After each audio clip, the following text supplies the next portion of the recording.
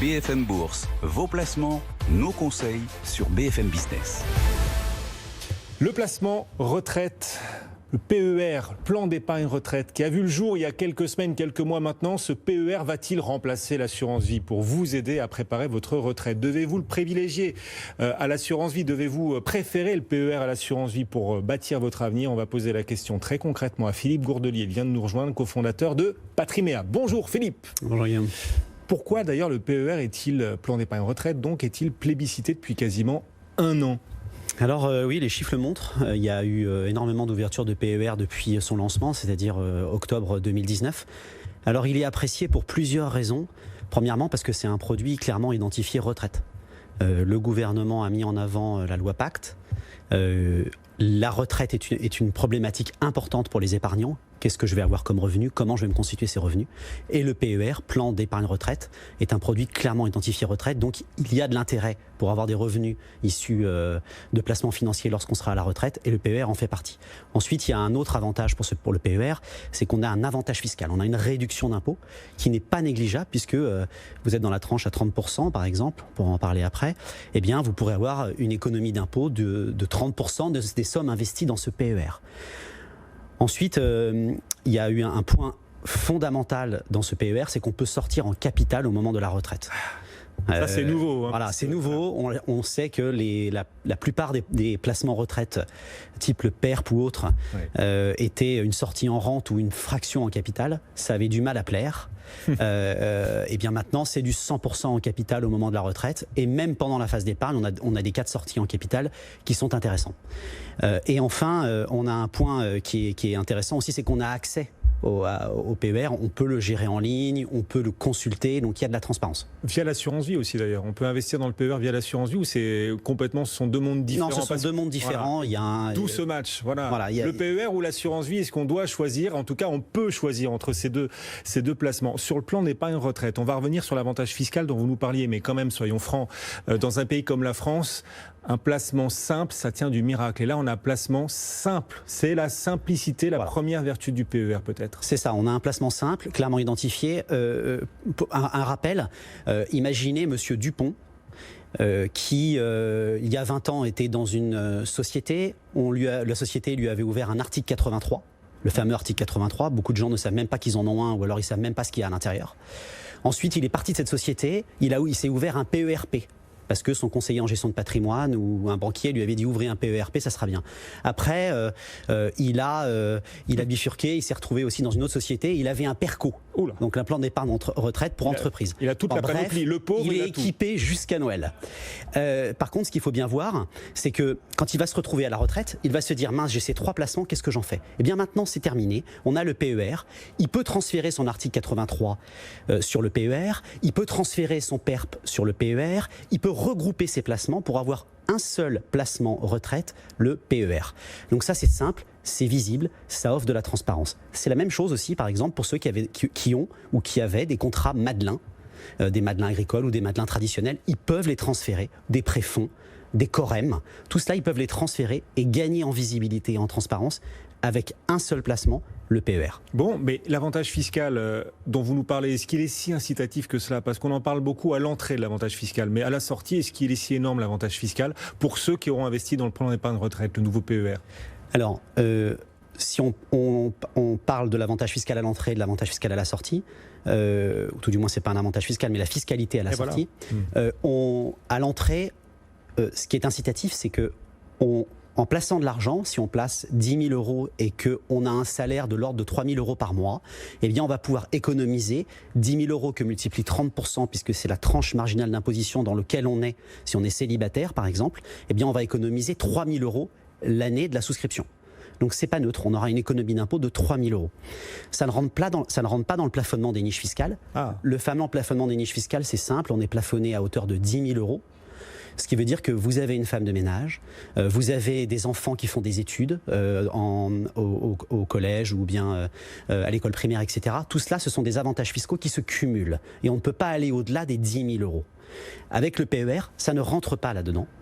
On est au-dessus encore et on a un avantage fiscal qui n'est pas pris en compte dans ces plafonnements de 10 000 euros. Donc on peut défiscaliser plus que ce qu'on pourrait faire si on devait calculer tous les avantages fiscaux que l'on a.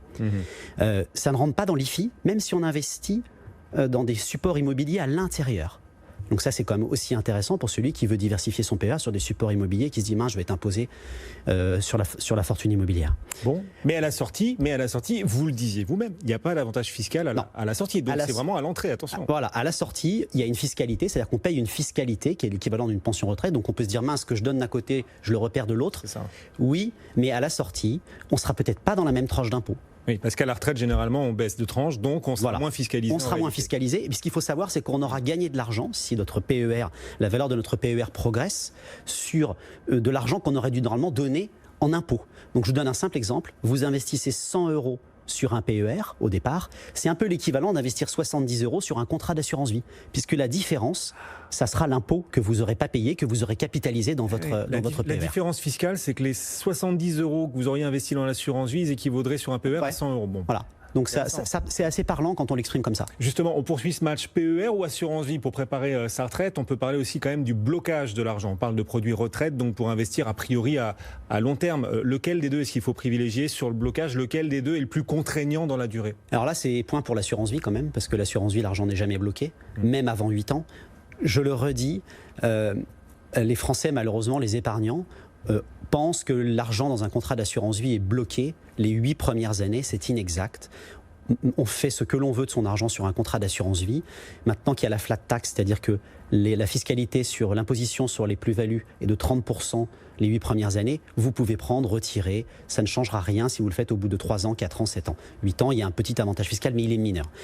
Donc, point pour l'assurance vie parce que l'argent n'est pas bloqué. Pour le PER, l'argent est bloqué jusqu'à la retraite, mais il y a des cas de déblocage. Vous souhaitez assez nombreux. Le chômage, la liquidation judiciaire d'une entreprise, l'achat de la résidence principale, mais vous serez fiscalisé dessus quand même. Donc ce qui veut dire que vous voulez acheter votre résidence principale, vous avez de l'argent sur votre plan d'épargne retraite, vous pouvez le débloquer. Et enfin, à la retraite, vous sortez l'argent en capital, vous pouvez le fractionner. Ça veut dire quoi? Ça veut dire j'ai 10 000 €, je peux prendre 2 000 € une année, ne rien prendre l'année suivante, prendre 3 000 € l'année d'après, etc., etc. Donc vous disposez de votre argent.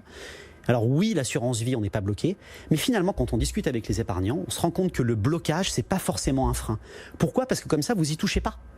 Moi, si je place 10 000 € sur un PER, je me dis, je vais pas y toucher. Mais c'est pas le livret A, au contraire. C'est pour la retraite. Voilà, c'est pour la retraite. Donc on se dit, dans 15 ans, je serai à la retraite, par exemple, j'ouvre ce PER, je vais avoir cet argent et je ne serai pas mon argent sera bloqué, mais au moins, je ne vais pas y toucher. Je sais que je ne vais pas être tenté pour dépenser 2 000 € pour partir en vacances ou autre. Donc, ce n'est pas un frein. J'ai même tendance à dire, ça peut être un avantage pour être sûr que cet argent va fructifier et sera utilisé pour des revenus complémentaires à la retraite. Philippe Gourdelier pour Patrimea, on sent que ça y est, votre cœur a fait son choix. Plutôt le plan d'épargne retraite pour nos auditeurs, téléspectateurs, pour les particuliers, que l'assurance vie pour préparer sa retraite, ce serait votre conseil? Alors Guillaume, je dirais qu'ils sont complémentaires. L'assurance vie, je vais l'utiliser pour faire fructifier sur du moyen terme, court terme, ou bien parce que je sais que je vais avoir besoin d'argent ponctuellement dans 5 ans, dans 7 ans, dans 8 ans. Ou pour transmettre à qui je veux. Ou pour transmettre à qui je veux. Je n'aurai pas d'avantage fiscal, mais bon, c'est quand même un placement non négligeable et intéressant. Mais surtout, avec le PER, ce que je vois, moi, c'est qu'il devient un concurrent de l'assurance vie. C'est-à-dire qu'il n'existait pas vraiment à l'époque. Maintenant, on va se poser la question, on va se dire, pour ma retraite, qu'est-ce que je dois faire? Est-ce que je dois aller sur l'assurance vie ou le PER? Avant, on se disait, je vais aller sur l'assurance vie parce que les autres solutions, je vais sortir en rente. Maintenant, tiens, il y a le PER et en plus, je vais avoir un avantage fiscal à l'entrée. Donc, l'assurance vie va peut-être se faire grignoter un peu des parts de marché. On parle pas de performance là, pour l'instant. Le PER, c'est une façon d'investir en bourse. Il faut aussi le dire à nos auditeurs et téléspectateurs. C'est l'un des instruments pour investir, pour d'ailleurs encourager les particuliers à investir sur les marchés financiers dans une vision long terme. L'assurance vie aussi peut permettre d'investir en bourse à travers les unités de compte. Mais c'est difficile de comparer les performances. Ça va dépendre du contrat, du PER de chacun, etc. C'est comme les offres de téléphonie. En quelque sorte, c'est très compliqué de les comparer parce qu'il y a des options très différentes et finalement, c'est difficile de s'y retrouver. Je vais répondre à votre question en disant si on compare à un PER avec une assurance vie, à offre équivalente, assureur équivalent, on va avoir des fonds qui vont être disponibles, c'est-à-dire des unités de compte, des SICAV, que l'on va pouvoir trouver aussi bien dans le PER que dans l'assurance vie. Ça se gère de la même façon. On peut avoir un univers de fonds ou de placements qui va être équivalent.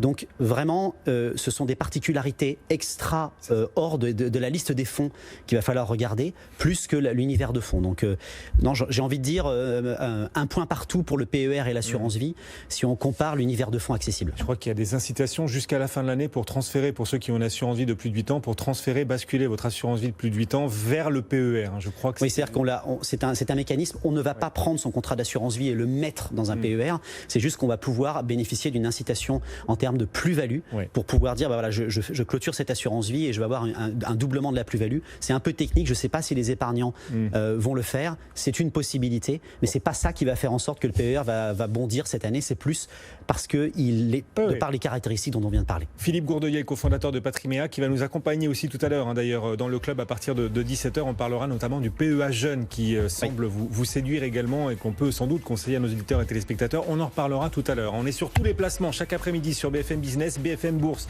jusqu'à 18h. Vos placements, nos conseils au rythme des marchés. Le CAC 40 actuellement gagne 1,7%. 5049 points à la Bourse de Paris. On vous rappelle que Wall Street aujourd'hui garde porte close. C'est la fête du travail aux États-Unis.